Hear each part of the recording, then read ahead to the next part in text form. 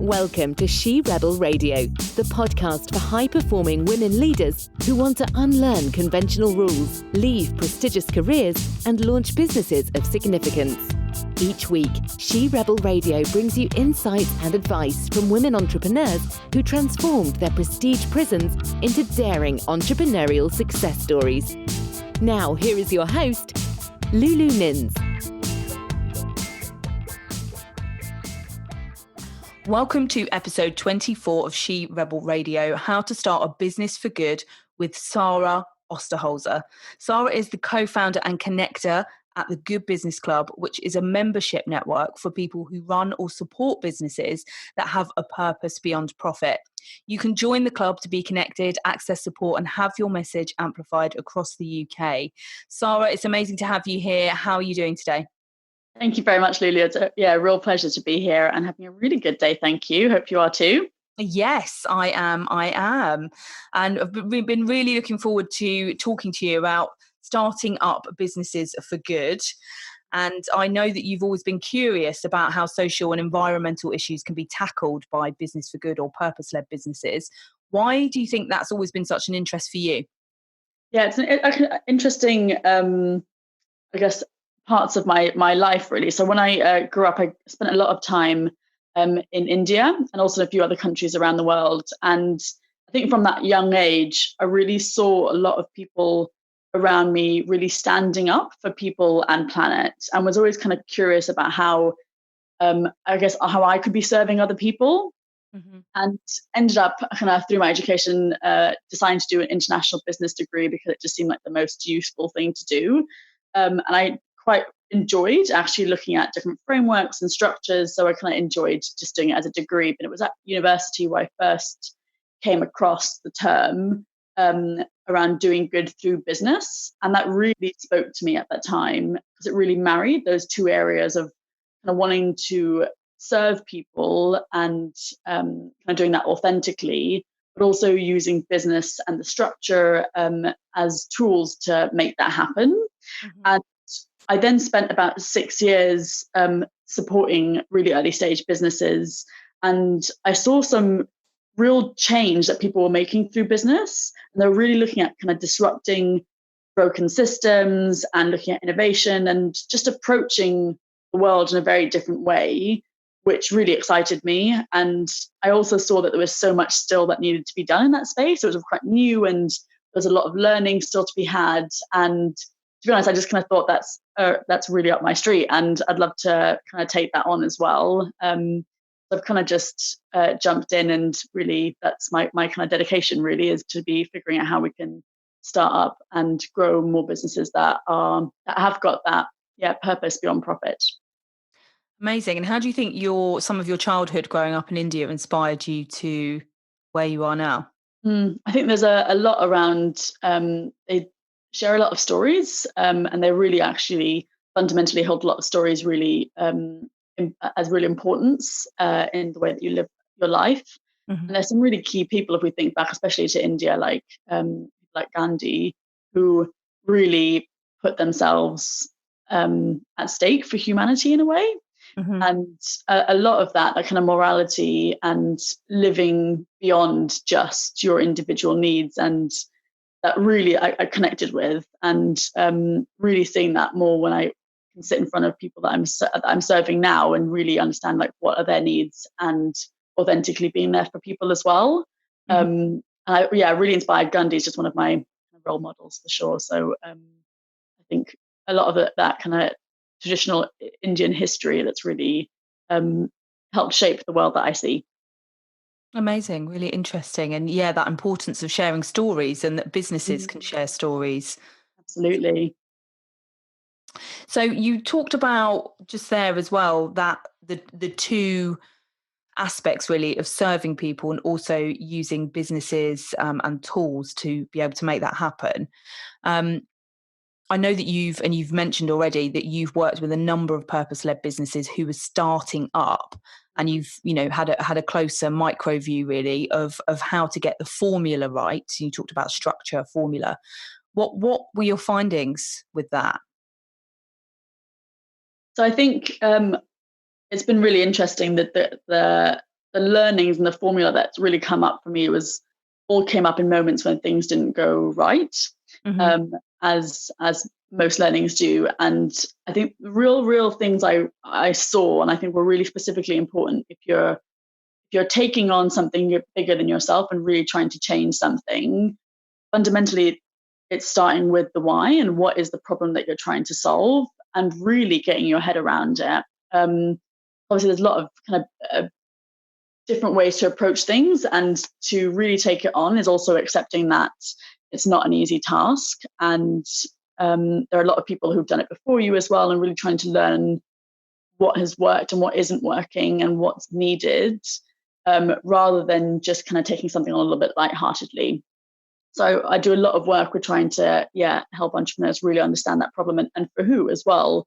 And fundamentally, a lot of then how your business is framed is around those two core things. So if you haven't spent the time really understanding who you're trying to serve and what the need is, as with with any business really, it makes it really hard to create the framework to grow for other things. And normally when I've worked with more established businesses, we end up going back to those same two things. Who are your customers, who are the people you're trying to serve, and what is actually the challenge that you're trying to serve for them. And so that, for me, those fundamentally are the two starting places. Before, a lot of people normally always jump into trying to create, a logo or a website, and they haven't even got those fundamentals right. So for me, it's always trying to slow people down a little bit and create the space to do that. And getting in front of those people as well, really authentically, and understanding it is really part of the journey as well. We can kind of call it market research, I guess, but it's making sure you're asking the right questions and really understanding what people need and how they need it. So I think that comes up a lot in conversations, and from my experience, is that people will go and ask people if they like something, and loads of people are like, oh yeah, no, I love it, it's great, that's really, really useful. And then it gets to the point where they're actually then, say, selling the product or the service, and no one will engage with it. And there's something really fundamentally around that thing of like really properly testing something, that it's not just about people's excitement for it, but it's actually, is it serving the needs? So getting in front of people and creating that small version as well is something I'd say is try to do it as simply as possible. Creating just one small thing that really allows you to test, and all you should be ever really doing is just then tweaking it slowly and allowing it to develop, so that you're not kind of getting caught up in this bigger picture thing and then trying to see what elements actually have to change. It's really starting small and learning from each step, basically. For me, like that kind of formula has been the winning formula, really, and where I try to encourage most people to look at when they're starting up. So the winning formula being to be very clear about who you're serving and what problem it is that you're solving, and to start off small and then build it from there. Absolutely. And you mentioned that starting something bigger than yourself. Is that a crucial element, do you think, in terms of starting a business for good or a purpose-led business, that it needs to be something bigger than yourself? You know what? That's the thing the commonality I see in the people that we work with. We get asked that question quite a lot, especially since I signed up the Good Business Club this year. It was, what is a good business? And for us, fundamentally, it's actually about the people who are the ones getting engaged, because they're normally the ones who do see that there's something that they're stepping up to. And it is that authenticity around it being more than just trying to make money. Growth for us isn't a bad thing. Scaling isn't a bad thing. It's all about, fundamentally how you're trying to impact either people or the world around you as well. And that for us is about how you can do that better in business. And the people that we've seen that are engaging, that's the kind of people that we're kind of been coming across, the ones who are seeing that they're stepping up to something and taking something on bigger than them. And how would you say people connect or find initially that thing that is bigger than themselves? I think it's, that's why I think stories are amazing, because I think everyone I've worked with and have kind of come across in the stories even I've seen, it always comes from something personal. So either something will have happened to them in their life, or they've seen something, or they've been somewhere, someone else has been impacted by something, and that thing then becomes really important. Mm-hmm. I think the other thing that also is normally driven by your values. So a lot of the time, traditionally, when you kind of go into work, it was normally like, okay, yeah, you kind of get some education, you pick up some skills, and you end up kind of creating a career around that. But we're seeing now there's a real shift of people going, actually, what's motivating you? And sometimes it's not just like, I like maths. Maybe it is more about problem solving rather than maths. And that's like when I kind of talk about serving people, I realize that's one of my values. So no matter what I'm doing, as long as I'm there to serve other people, I would be motivated by it, because it's something that really drives me. So we're really seeing people connecting with their values a bit more and realizing that where they find meaning in work is more around their values. So they're then creating businesses that sit alongside that. And because then they're more authentically, diving and leaning into it, they're having a more meaningful experience through work as well. Yeah, we're really living, I think, in a generation that wants to self-actualize and fully express ourselves with things that are important and share those stories. Do you find with those businesses that you support that that's something personal that's happened to them or someone close to them is generally something that is personal and born out of adversity and something negative that's happened? Yeah, I think, when I talk about broken systems, that's a lot of what I see. I'll see someone who's experienced something and maybe they've not seen something being fairly managed, or there's people who really specifically, maybe like when talking about like social enterprises specifically. So the businesses that literally are serving to tackle something quite big, they normally will come from, a system's broken. There are people that need to be served either better or quicker or more effectively. And we need to step up and try to change those systems. And a lot of the time that they're normally the people who've come from really experiencing it closely, either themselves or their family. And therefore that passion that they've got, they've really had that dedication as well to create something that really works and is serving that need again. And because they've experienced it, they've really got that perspective of what's needed, and therefore can really create something that can be really successful. Mm-hmm. Yeah, and really tie that in with, as you said, going back to basics of who you're serving. What is the need? What is the problem that you're actually solving? Mm-hmm. I think that's the thing that's also been really great in this space is quite diverse of where people have come from and the experience they've brought. Again, a lot of people actually that I've worked with haven't worked in the kind of business sector or kind of the corporate sector, and have never managed their own businesses. So they've normally coming more from having the experience of knowing the impact they want to have, and are really looking for the kind of business structure and know how to do that.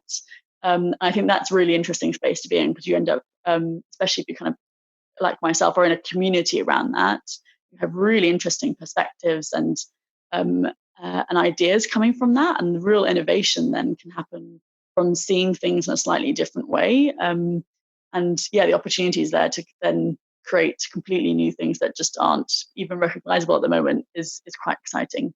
Yeah, and having people from all different walks of life that are there together sharing ideas.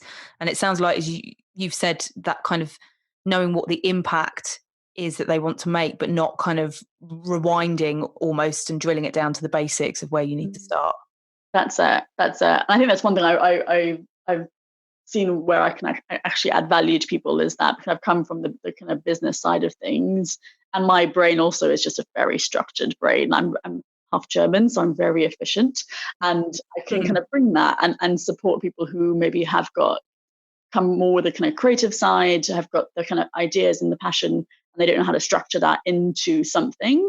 So I working with early stage businesses as well, for me is really exciting, because it's pretty messy, and it allows me to support people to create something, a framework that then works for them and their business. I was going to say, I could feel that with you. I was going to say to you, Sarah, do you like formulas and structures and frameworks? I can tell.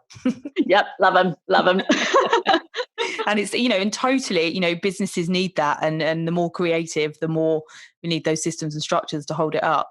And sometimes it's like when people hear things like system structures, processes, it feels a bit boring. But even it's as simple as understanding how you enjoy working, or how, like, what you enjoy doing, and therefore creating just ways of working that you're consciously putting into place. So it's building habits, it's maybe shifting ways of approaching things, it's making time for, and all of that is also part of creating a structure, in a sense, around you. And it's just consciously doing it rather than taking every day a bit ad hoc and therefore being a bit overwhelmed and not really sure where you should be spending your time or how you're moving forward.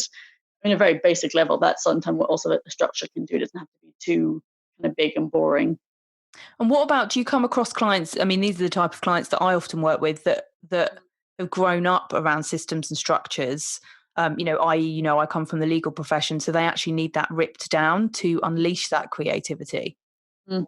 Does it tend to be the other way around for you? I think you could probably have just different types of characters as well. So I know there's also a lot of people who end up spending too much time on this kind of detail, and therefore, and normally actually on that side of it, I don't know about you, but I find that they then have this big fear of even trying to put anything out into the world, because they're trying to get it too right and trying to control it a little bit too much. They spend too much time then in the detail of creating structures and stuff.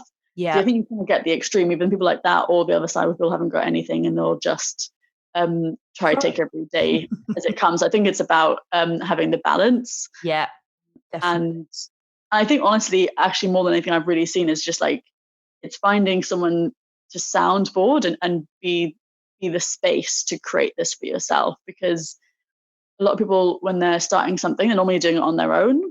Yeah.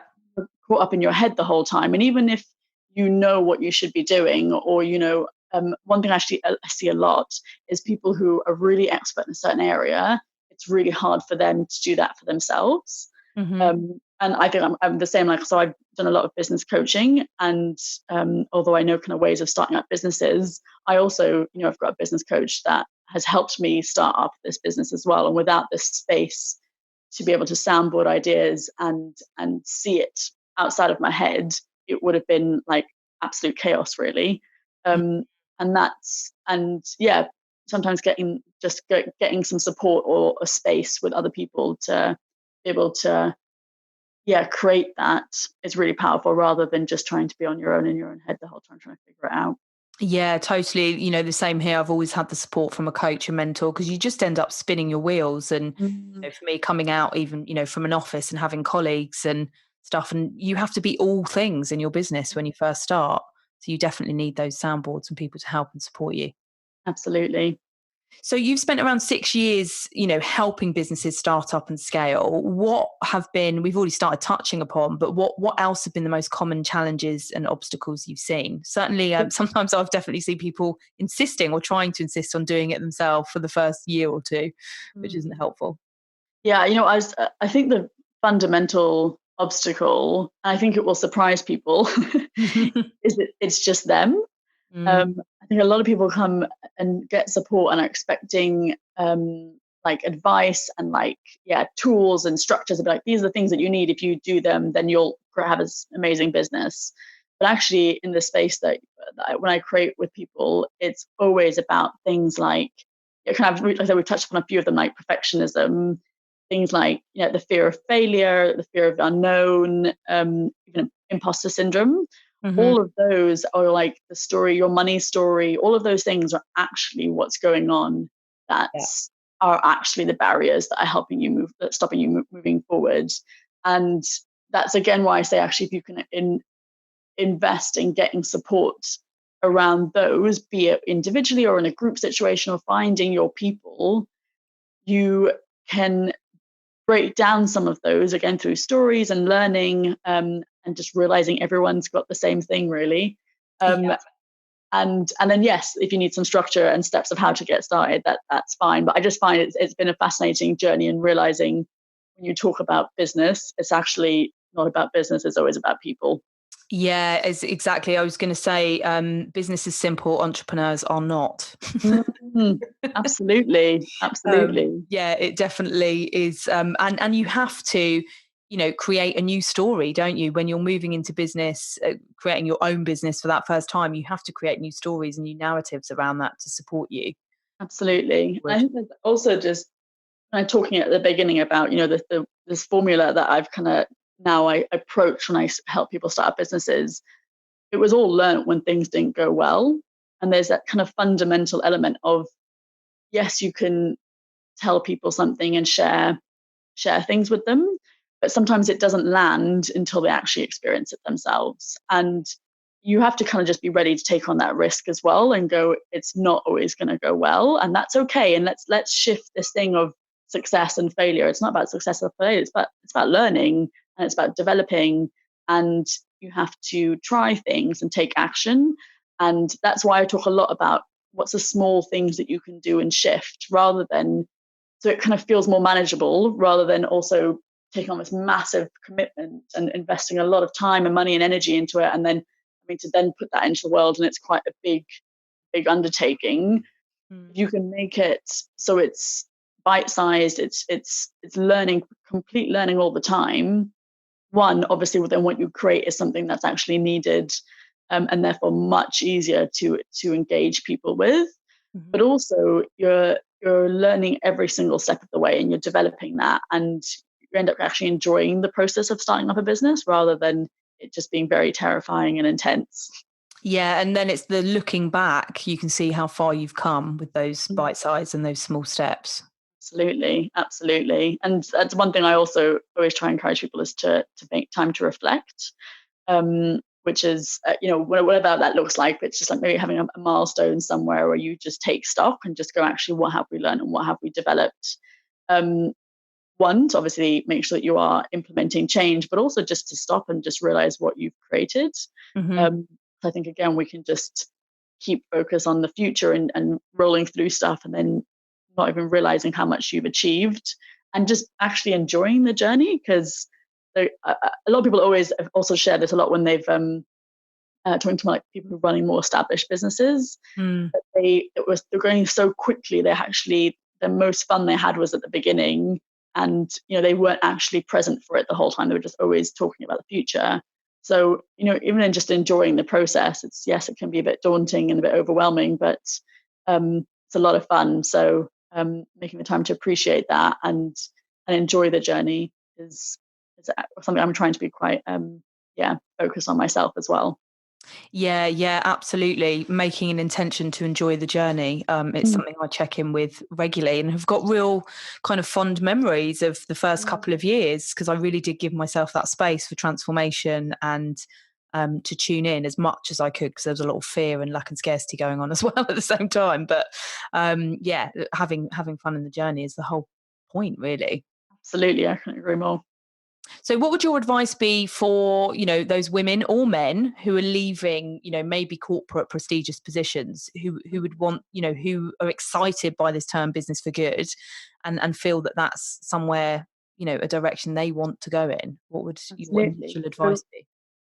We've had quite a few people who joined the club who've actually kind of sat in that space where they've looking for something different and have worked in the corporate world and wanting to branch out and figure out how they can be adding value to businesses that are doing good, or starting up something themselves.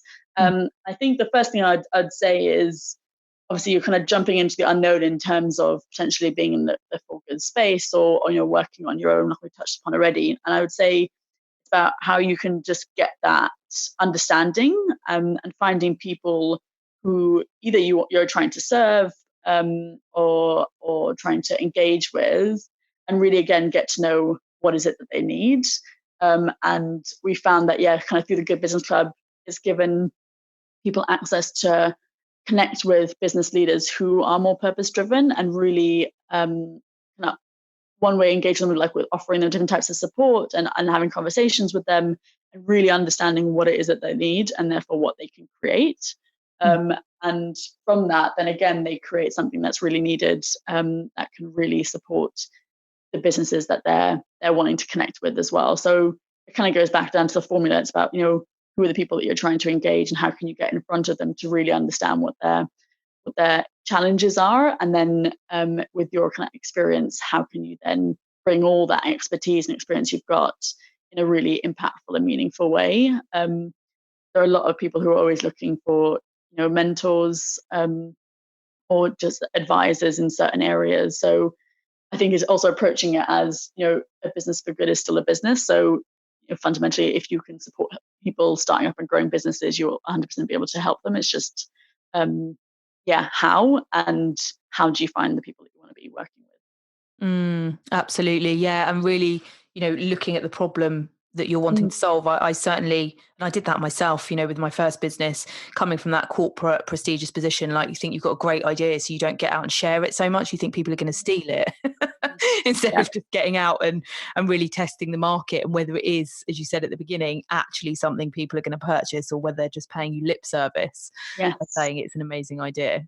And one thing also to just add to that thing, so I get a lot, people come and sit down in front of me and they'll be like, so I'm going to tell you my idea, but you can't take it. And the first thing I always say is, I haven't got enough time to start up another business, so don't worry. But I mean, the other thing also, and this, I honestly, hand on heart, is the experience I've had, is that the idea is just the seed. Every single person who, if you gave them the same idea, would 100% execute it differently.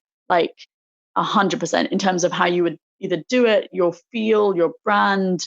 Like there's so much that goes beyond just the solution idea that people need to stop worrying about people stealing ideas, because again, it gets to the point where people hold things in too much and they don't share and they don't get right support and ideas because of this fear. And then sometimes they hold it on like way too long anyway. But like, really don't worry, people won't be stealing your ideas. And even if they tried, I'm sure they would not do it the way that you do it. And if you really believe you're the right person to be doing that, just believe in yourself and create it. Yeah, and it's so freaking hard to start a business. Again, you said at the outset, and I totally agree. Like, someone else, when it's not their passion and purpose, it's quite frankly not got the energy to get it out there, because it takes so much even when you have. Exactly. So guys, really don't worry about it. No one's going to steal your idea.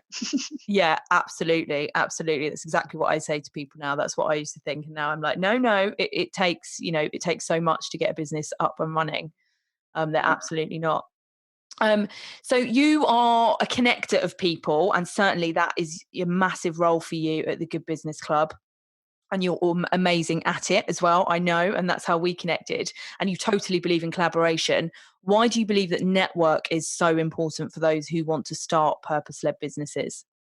I think fundamentally, one thing we've already kind of touched upon is that if you're doing this on your own, it is quite lonely, and you can really get caught up in your head and therefore be kind of quite overwhelmed. And it's a big undertaking. And what I've seen is when people connect with the right types of people, so like-minded people, it can really, one, energize them. Just being part of a community can really just be able to support you energetically. We're also seeing that that's where you can then find the people that actually can support you. So either if that's, people can help take things off your plate or give you advice, help you, create understanding of how you want to be running your business, but also just even from conversations. So a conversation can spark so much if you're talking to the right type of people. It can either be an opportunity, it can be a new way of seeing something. And even those small conversations can just massively impact, again, your whole experience of how you then create your business. So fundamentally, I think there's something about learning and developing your understanding, your tools to be able to start your business. But there's so much more in terms of opportunities and new perspectives that you'll get also from talking to people. And people can really see that fresh, future version of you, rather than the people that you're used to surrounding yourself with. I found, can really drag you back to an old version. I think the other thing as well that we see a lot of, I think surprises people sometimes, is that there are people who are a few steps ahead or, more established, who really want to share their experience and help other people on that journey as well. So if you can, connect with people who kind of get it, and maybe either a similar sector or just understand like how to start up a business, and you can learn from them and shortcut your journey and make it easier. You don't have to do it on your own. You really don't. And when you find the right kind of community and the right type of people who want to support you, it can just make, again, this whole journey so much easier. And again, I think it comes back down to those, a lot of times people have those obstacles in their own way of what if I share my idea and people think it's silly? Or, what if I'm not going to make it, and then people, all this stuff that goes on in your head, you're worst critic all the time. It stops people from connecting as well. And once you go into a community and you really find your tribe, you realize that actually that those things are going to be the things that actually stop you from even doing anything. If you just in the Good Business Club, I've actually got loads of people who are literally my champions, who will be like, when I'm down, they'll be able there to raise me up. And if I'm stuck on something, they'll just have a conversation with me, or I'll sit down with them and make some time and get the support that I need. And it just makes it so much easier. And why would you want to do it alone if you can have that? Yeah, absolutely. It's so important. Yeah, as a startup in particular, to have that network to support you. And quite often, you've got to go out. You've really got to put in the effort to go out and create it and find those people that resonate with you. That's it. So what is next for you and the Good Business Club? What's coming up in 2020? So 2020 for us, obviously 2019 was, we launched in January 2019. So it was our first year of really testing, and we've now got a real sense of what the community needs. And we want to develop some new offerings. So we're going to kind of shape the membership so that people can access kind of other types of support as well. And we're looking at doing some events now in Worthing as well. There's been a real pull for the kind of community to come to life there as well. So we're going to be doing some stuff there to bring the community together.